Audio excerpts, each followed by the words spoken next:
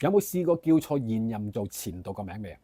又或者喺老闆面前講錯嘢，場面勁尷尬呢？呢啲叫弗洛伊德式失言 （Freudian slip）。弗洛伊德認為咧，呢啲嘅口誤、筆誤或者記錯嘢並唔係隨機嘅意外，而係我哋被抑壓住嘅一啲潛意識嘅諗法，趁我哋唔為意嘅嗰陣時候咧，就偷走咗出嚟嘅喎。佢暴露咗我哋內心真正嘅慾望、焦慮或者諗法。例如，你明明想同個朋友講我好滿意份工，但係口快快講咗我好掛住我份舊工，可能就係因為你潛意識覺得呢一份新嘅工作呢，其實壓力係好大嘅。你諗翻起好多以前嘅嘢，又或者你同另一半嗌交，本來想話我冇嬲你，但係講咗我冇愛你，嗱咁就大件事啦。